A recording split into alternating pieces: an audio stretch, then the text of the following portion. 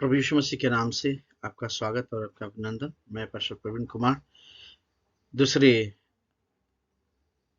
अध्ययन को फिर से मैं आपके सम्मुख में लाना चाहता हूं, जो पासवानी सेवकाई या पास्टरल मिनिस्ट्री के विषय में हम पढ़ रहे हैं। और पादरी के लिए बाइबल संबंधी सावधानियां कौन कौन सी हैं, इसके विषय में हम पढ़ने जा रहे हैं कि एक पादरी या एक पास्टर जो सेवा करते हैं उनके लिए बहुत सारी ऐसी चीजें हैं जिसके प्रति उन्हें सावधान रहने की जरूरत है। और इस बात से हमें अवगत होने की जरूरत है कि बहुत सारे ऐसी चीजें जो हमारे जीवन के लिए आवश्यक है कि हम उससे सावधान रहें ताकि हम अपनी सेवा में बने रहें। और शैतान के लोग कभी भी नहीं चाहते कि हम सेवा में बने रहें और हमारी सेवकाई सुचारू ढंग से चल सके। और इसलिए ऐसी कुछ सावधानियां हैं जिसे हमें अपने जीवन में लागू करना है। और यदि उस सावधानियों को हम बरतेंगे तभी हम सेवा में बने रह सकते हैं और सफल हो सकते हैं।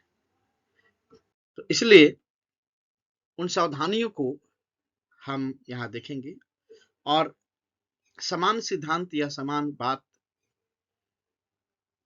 यह है कि बाइबल जो है विशेष रूप से उन विशेष क्षेत्रों के बारे में संबोधित कई महत्वपूर्ण चेतावनी प्रदान करती है जिनमें पादरी असुरक्षित है।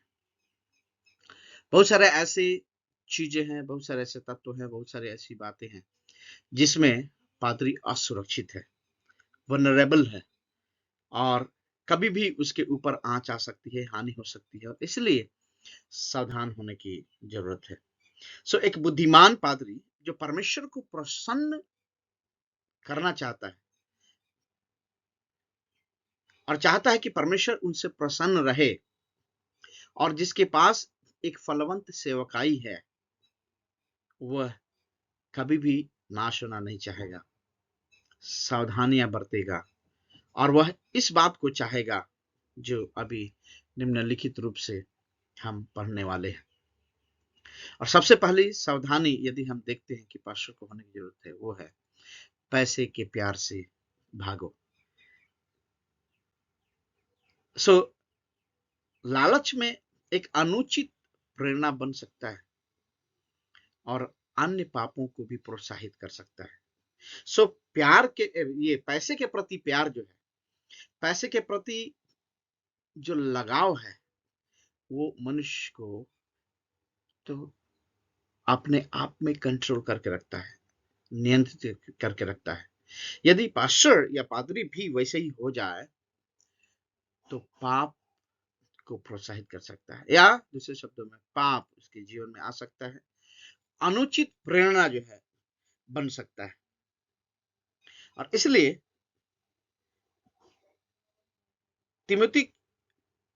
पहले तिमोथी में इस प्रकार से 6वें अध्याय के 10वीं आयत में लिखा है। 10वीं आयत में कि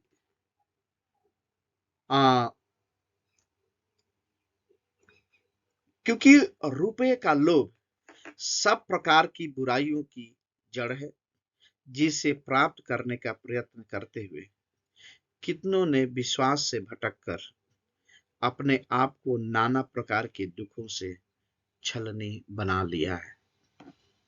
और करने का मतलब यह है कि परमेश्वर का वचन भी इस बात को बताता है। पहला तिमोथी 6:10 और 11, पर हे परमेश्वर के जन, तू इन बातों से भाग और धर्म, भक्ति, विश्वास, प्रेम, धीरज और नम्रता का पीछा कर या उसके पीछे चल।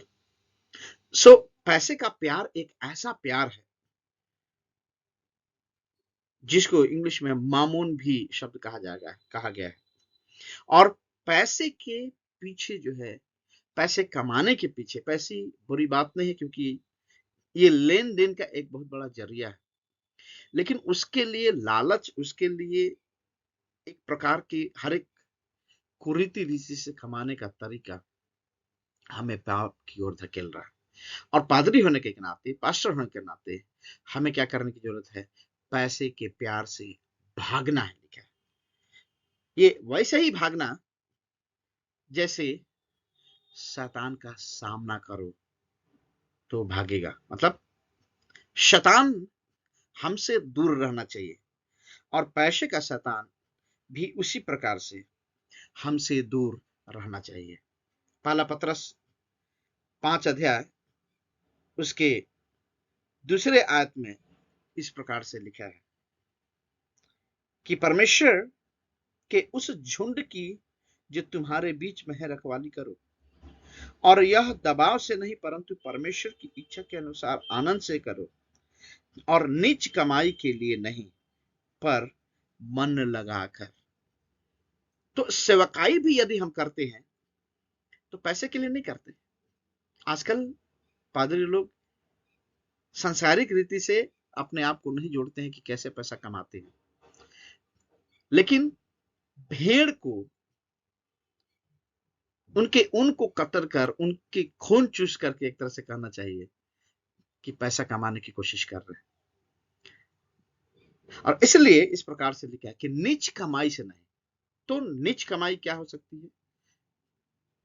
कलीसिया से भी हम नीच कमाई कमा सकते हैं यदि वो परमेश्वर के राज के लिए नहीं है। तो हम अपने बेनिफिट के लिए, अपने बच्चों के बेनिफिट के लिए, अपने घर परिवार के लिए, अपने घर गृहस्थी के लिए ही यदि उसको किसी न किसी रीति से निचोड़ना चाहते हैं संसार से या कलीसिया से या लोगों से, तो हम परमेश्वर के प्यार में फंस चुके और पाप हमारे अंदर प्रवेश कर चुका है। इसलिए चाहिए कि परमेश्वर के प्रेम में बंधे और परमेश्वर के पैसे के प्रेम से भागे। दूसरी चीज क्या हमें करनी है? अनैतिकता और बुरी इच्छाओं से दूर भागे। अनैतिकता और बुरी शिक्षा से दूर भागे। दूसरा तिमुथियुस और उसके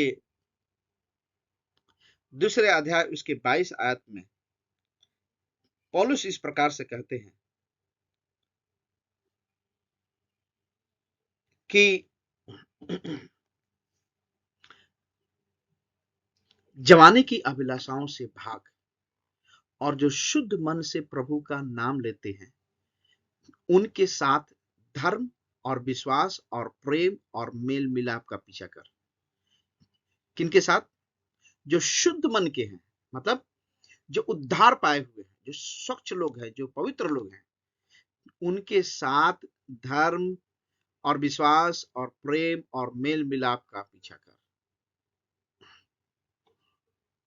अनैतिकता से, जो गलत प्रेम है, गलत साथ है, गलत मेल मिलाप है, उससे भाग, उससे दूर रह। और धर्म की बातों में, विश्वास की बातों में, प्रेम की बातों में, मेल मिलाप की बातों में परमेश्वर के लोगों के साथ जुड़ा रहा। बुरी इच्छा, अनैतिकता हमारे जीवन में हमें अपंग बना सकता है, परमेश्वर से दूर कर सकता है, और इसलिए हमें इस बात को समझने की जरूरत है। पहला कुरिन्थियों 6 अध्याय उसके 18 आयत में इस प्रकार से लिखा है, व्यभिचार से बचे रहो। जितने और पाप मनुष्य करता है वे देह के बाहर है, परंतु व्यभिचार करने वाला अपनी देह के विरुद्ध पाप करता है। तो अनैतिकता या पाप जो है, बुरी इच्छा जो है, हमारे शरीर में और हमारे शरीर के द्वारा होती है और हम अपने शरीर का अपमान करते हैं। और इसलिए एक पुरुष पादरी विशेष रूप से उन स्त्रियों के प्रति यौन प्रलोभन के लिए संवेदनशील हो जाता है जो महिलाएं पादरी को अगुआ के रूप में मानती हैं या उसको बड़ा दे करके मानती हैं और उनकी भावनाओं और उनकी भावनात्मक और शारीरिक जरूरतों को पूरा करते हैं पास्टर। और इसलिए कई बार भावनात्मक रीति से जुड़ते जुड़ते अनैतिकताएं और बुरी इच्छाएं शारीरिक रीति से भी अभिलाषी बना देती है। यौन प्रलोभन दोनों को आकर्षित कर लेती है और इसलिए हमें इस बात को ध्यान रखने की जरूरत है कि पादरी होने के नाते अपने आप को धोखा नहीं दे और इसलिए अनैतिक और बुरी बातों से बचने की आवश्यकता है। मूर्खतापूर्ण और बेवकूफी युक्त तर्क वितर्क से बचें। कई बार हम लोगों के साथ अपने विश्वास के विषय में या परमेश्वर के विषय में, अपने चर्च के विषय में, अपने पवित्रता के विषय में, परमेश्वर के प्रेम के विषय में बहुत सारी ऐसी चीजें हैं जिसके विषय में हम लोगों के साथ तर्क वितर्क करते हैं। लेकिन हमें इस बात को हमेशा ध्यान देना चाहिए और याद रखना चाहिए कि हमारे तर्क वितर्क से हमें कोई फायदा नहीं मिलने वाला। उन चीजों के बारे में जो वास्तव में मायने नहीं रखते, बहस करने तथा झगड़े करना हमें समय की बर्बादी है। इसलिए हम झगड़ा करने में, बहस करने में समय बर्बाद ना करें। हमें कई बार ऐसा लगता है कि बहस के द्वारा हम जीत सकते हैं और बहस के द्वारा हम उनको भी जीत सकते हैं, लेकिन बहस के द्वारा हम कुछ भी हासिल नहीं कर सकते।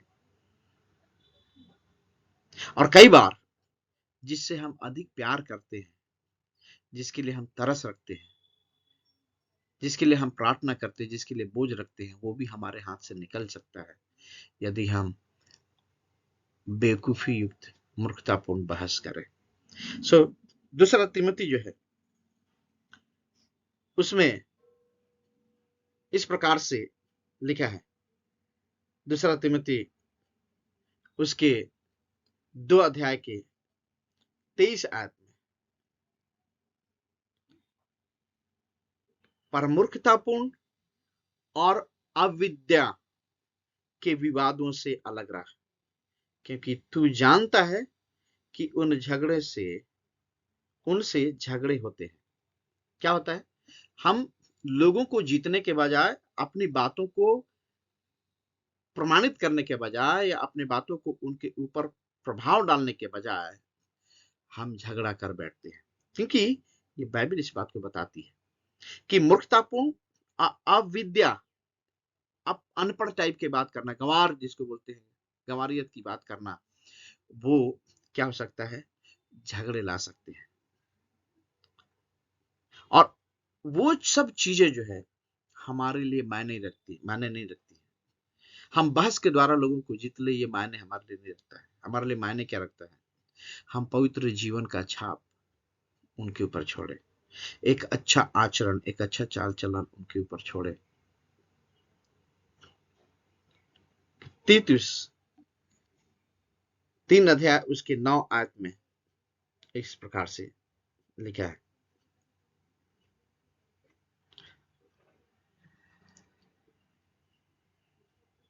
प्रमुखता के विवादों और वंशावलियों और वैर विरोध और उन झगड़ों से जो व्यवस्था के विषय में हो बचा रहा, क्योंकि वे निष्फल और व्यर्थ है। बाइबल क्या बताती है? ये सब व्यर्थ है, निष्फल, इससे कोई प्राप्त होने वाला कुछ नहीं है और इसलिए इससे अलग रहा। किसी प्रकार के जातिवाद, वंशावलीवाद,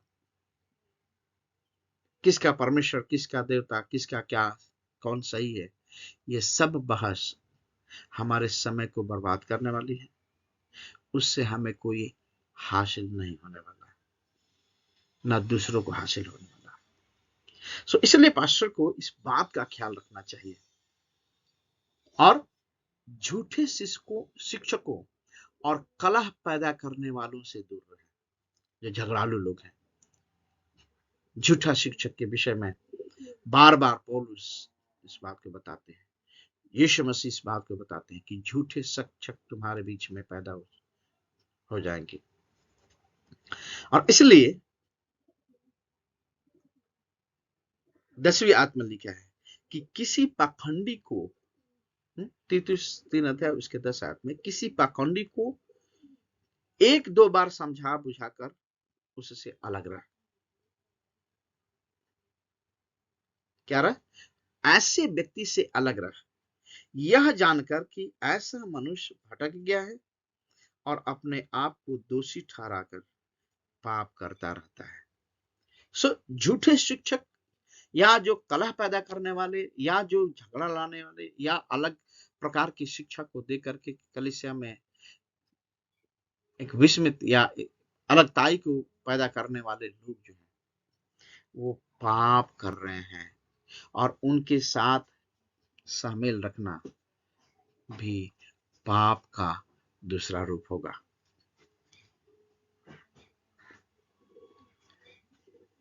और इसलिए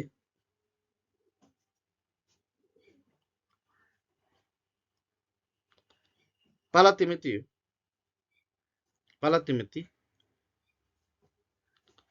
1 अध्याय उसके 3 से 4 आयत में इस प्रकार से लिखा है कि जैसे मैंने मकिदुनिया को जाते समय तुझे समझाया था कि इफिसुस में रहकर कितनों को आज्ञा दे कि और प्रकार की शिक्षा न दे, और उन्हें उन ऐसी कहानियों और अनंत वंशावलियों पर मन न लगाएं जिनसे विवाद होते हैं, और परमेश्वर के उस प्रतिबंध के अनुसार नहीं जो विश्वास से संबंध रखता है। वैसे ही फिर भी कहता हूं। पौलुस जो है तिमोथी को इस बात को सिखा रहे हैं कि मकिदुनिया जाते समय मैंने समझाया था कि इफिसुस में रह करके लोगों को आज्ञा देना है और सिखाना है कि वो गलत प्रकार के शिक्षा, गलत प्रकार के झूठे प्रकार के लोगों से दूर रहे और उस प्रकार की शिक्षा को ग्रहण ना करें। झूठी शिक्षा का खंडन किया जाना चाहिए, लेकिन झूठे शिक्षकों के साथ तनिक समय भी बिताना पादरी को भ्रष्ट कर सकता है, या अधिक कहे तो अधिक समय जो है उसको बर्बाद कर सकता है। इसलिए झूठी शिक्षाओं, झूठे टीचर्स के विरुद्ध हमें रहना है, उसका खंडन करना है, उनसे दूर रहना है। दूसरी बात, उनके आध्यात्मिक उपहारों की उपेक्षा न करें।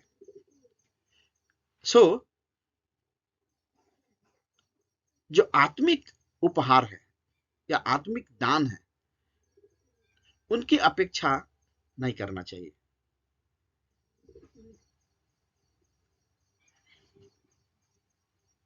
परमेश्वर उनके आत्मिक उपहार का मतलब परमेश्वर के आत्मिक उपहारों की उपेक्षा या उसको नजरअंदाज नहीं करना चाहिए। पहले तिमुथियुस में ही 4 अध्याय उसके 16 आयत में इस प्रकार से लिखा है, इन बातों पर स्थिर रह, क्योंकि यदि ऐसा करता रहेगा तो तू अपने और अपने सुनने वालों के लिए भी उद्धार का कारण होगा। जब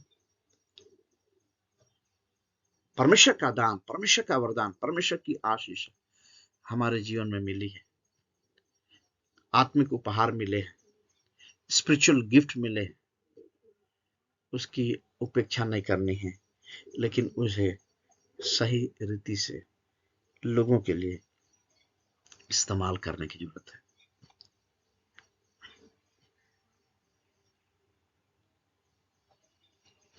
तिमुथियुस, पहला तिमुथियुस 4 अध्याय उसके 13 और 14 आयत इस प्रकार से बताते हैं, अब तक जब तक मैं ना आऊं तब तक पढ़ने और उपदेश और सिखाने में लौलीन रह,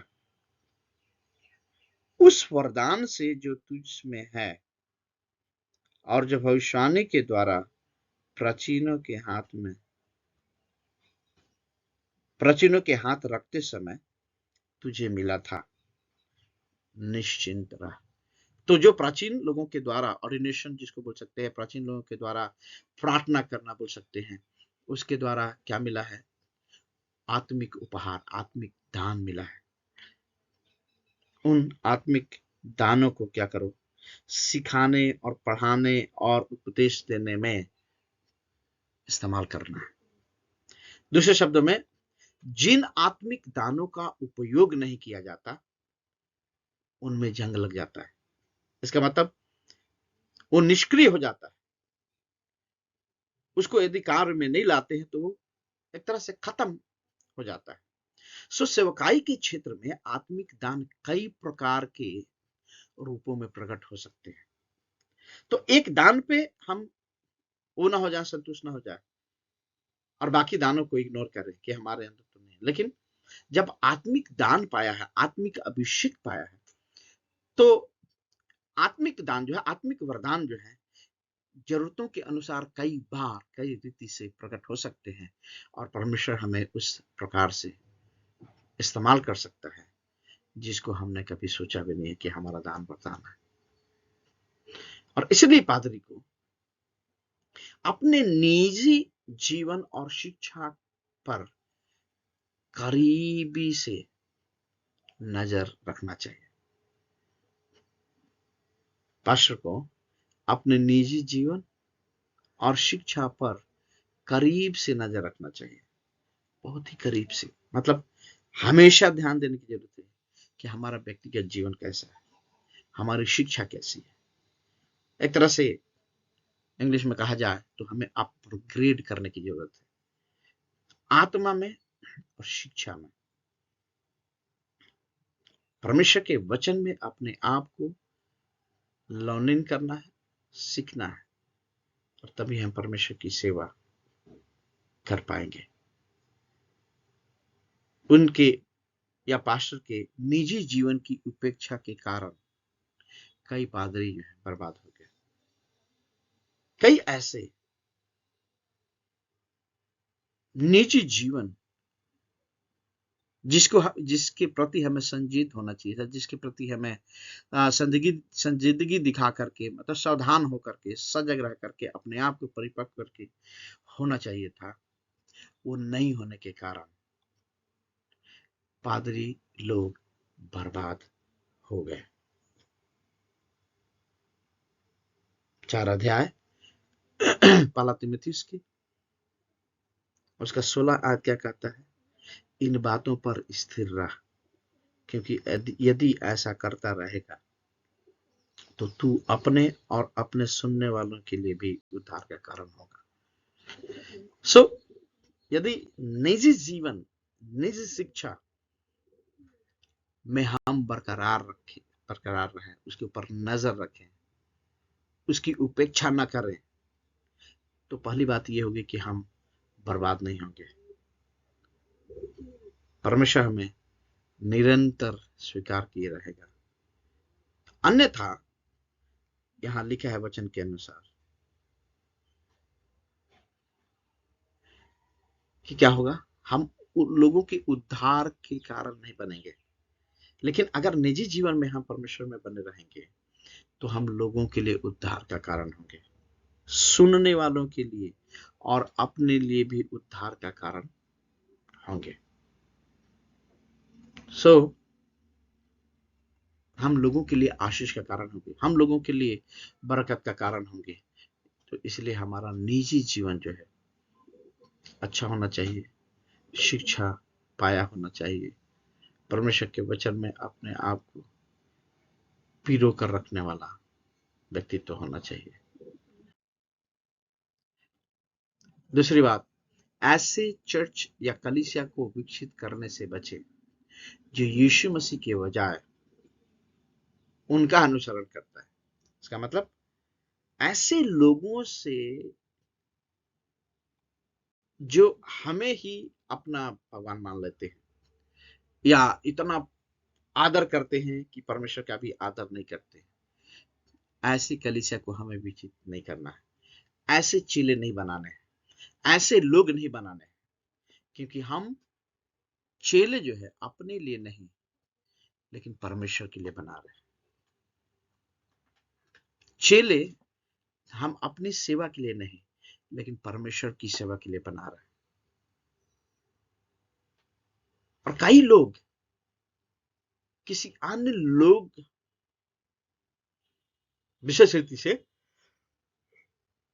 जो दान पाए हुए लोग हैं या अगुए हैं, उनका अनुसरण करने की प्रवृत्ति करते हैं। मुझे तो ऐसा बनना है, मुझे तो इन्हीं के समान बनना है।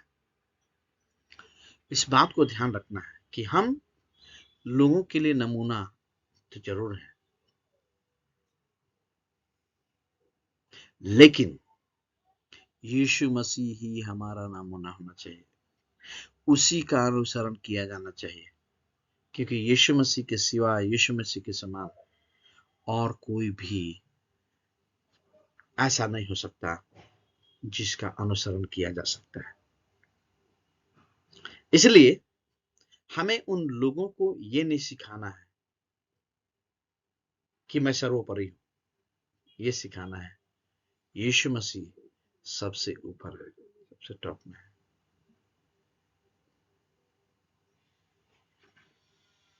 अगली बात जो एक पादरी के जीवन में होना चाहिए वो ये है कि सर्वोच्च स्वामी के रूप में शासन न करें, बल्कि मसीह के सेवक के रूप में नेतृत्व करें। यीशु मसीह ने खुद अपने आप को क्या किया? दीन किया, नम्र किया, और क्या कहा? मैं सेवा करने नहीं, सेवा करवाने नहीं, सेवा करने आया। तो स्वरूप हमारा जो है शासन करने के लिए नहीं है, हम स्वामी नहीं बने हैं, सबके ऊपर हम ही स्वामी हैं, हमारी सेवा की जाए इसलिए हम नहीं है, लेकिन हम सेवक के रूप में नेतृत्व करने के लिए बुलाए गए हैं, ठहराए गए हैं। पहला पतरस उसका पहला पतरस और उसका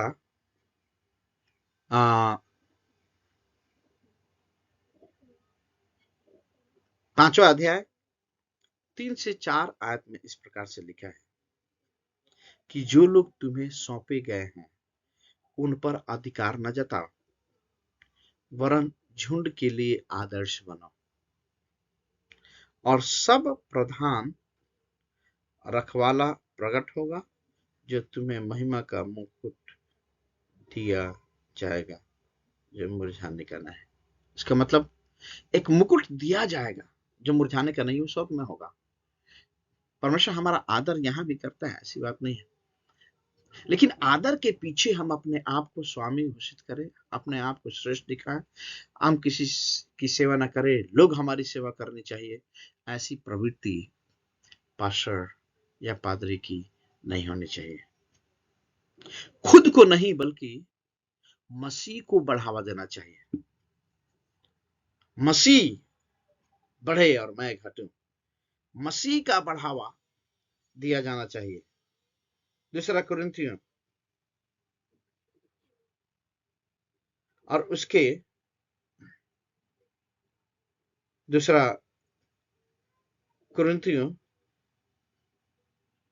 उसके 2 अध्याय 4 अध्याय और उसके 3 से 6 आयत में इस प्रकार से लिखा है, परंतु यदि तुम्हारे सुसमाचार पर पर्दा पड़ा है तो यह नाश होने वालों ही के लिए पड़ा। हमारा सुसमाचार अगर नहीं पहुंचाया जा रहा है, अगर पर्दा पड़ा है, तो यह ऐसे लोग जो नाश होने वाले हैं उन्हीं के लिए पड़ा है, और उन अविश्वासियों के लिए जिनकी बुद्धि को इस संसार के ईश्वर ने अंधी कर दी है। ताकि मनुष्य मसीह जो परमेश्वर का प्रतिफल है, प्रतिरूप है, उसके तेजोमय सुसमाचार का प्रकाश उन पर चमके। तो लोगों के जीवन में हमें परमेश्वर को बढ़ावा देना है, अपने आप को नहीं। दूसरी बात, अपने सामर्थ्य और क्षमता पर नहीं, बल्कि परमेश्वर की आत्मा पर भरोसा करना है। अपने क्षमता पर, मेरे पास ताकत है, मेरे पास शक्ति है, मेरे पास पैसा है, इस बातों पर भरोसा नहीं करना है, लेकिन किस पर भरोसा करना है? पवित्र आत्मा पर। परमेश्वर की आत्मा जो हमें दी गई है, उसमें भरोसा करना है। और सेवकाई का वास्तविक फल पादरी की शक्ति नहीं, बल्कि परमेश्वर की शक्ति से आता है। पादरी की शक्ति नहीं, लेकिन परमेश्वर की शक्ति से आता है। पहला दूसरा कुरिन्थियों 4 अध्याय उसकी 7वीं आयत में इस प्रकार से लिखा है। 4 अध्याय उसकी 7वीं आयत, परंतु हमारे पास यह धन मिट्टी के बर्तनों में रखा है कि यह समीप समर्थ हमारी ओर से नहीं, वरन परमेश्वर की ओर से ही ठहरे। इसका मतलब किसी भी रीति से मनुष्य या चेले या प्रेरितों के सामर्थ्य के द्वारा नहीं, पादरी के सामर्थ्य के द्वारा नहीं, लेकिन असीम सामर्थ्य जो है वो परमेश्वर की ओर से है, पवित्र आत्मा की ओर से आए। और इस बात को हमें ध्यान देने की जरूरत है कि हमारा सामर्थ्य, हमारी क्षमता हम कैसे जाहिर करते हैं, परमेश्वर की ओर से है या हमारे हाथ में जो है, या हमारे अंदर जो है, जो हम कर सकते हैं वो अंदर कौन है? परमेश्वर होना चाहिए, शैतान नहीं। ये शैतान हमें भी प्रेरित कर सकता है, लेकिन हमें परमेश्वर के ऊपर घमंड करने की जरूरत है। हमें अभिमानी नहीं बनना चाहिए और घमंडी ना बने, क्योंकि परमेश्वर के वचन में लिखा है कि अभिमान हमेशा जो है पतन से पहले आता है।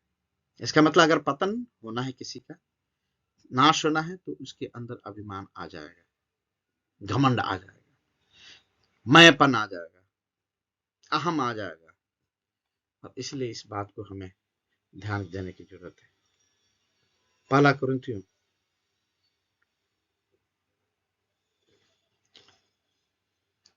2 अध्याय उसके 1 आयत से 5 आयत में इस प्रकार से लिखा है। सॉरी, पहला कुरिन्थियों 10 अध्याय 11 से 13 आयत। परंतु ये सब बातें जो उन पर पड़ी दृष्टांत की रीति पर भी, और वे हमारी चेतावनी के लिए जो जगत के अंतिम समय में रहते हैं लिखी गई है। इसलिए जो समझता है कि मैं स्थिर हूं, वह चौकस रहे कि कहीं गिर ना पड़े। तुम किसी ऐसी परीक्षा में नहीं पड़े जो मनुष्य के सहने से बाहर है, और परमेश्वर सच्चा है, वह तुम्हें सामर्थ्य से बाहर परीक्षा में पड़ने न देगा, वरन परीक्षा के साथ निकास भी करेगा कि तुम सह सको। इसका मतलब हमें किसी भी रीति से घमंड, अभिमान, अपनी क्षमता पर किसी भी रीति से भरोसा नहीं करनी है। ईमानदारी की कमी के साथ सेवकाई नहीं करनी। यदि हमारे अंदर ईमानदारी नहीं है,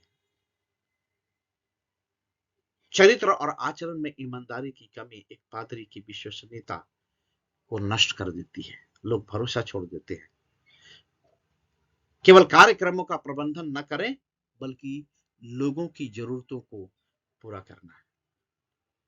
सो कार्यक्रम कार्यक्रम, ये वो फंक्शन वो ड्यूटी वो मीटिंग वो मीटिंग, ये नहीं।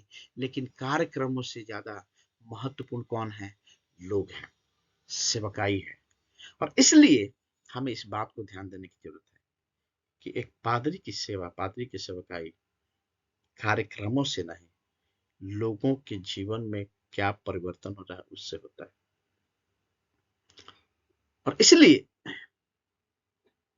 एक महत्वपूर्ण बात नोट करने वाली यह है कि जब पादरी का पतन होता है या गिरते हैं, तो यह आमतौर पर 3 कारणों से होता है।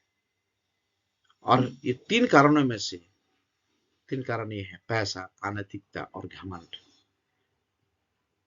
इंग्लिश में उसको बोलते हैं गोल्ड, ग्लोरी एंड गर्ड।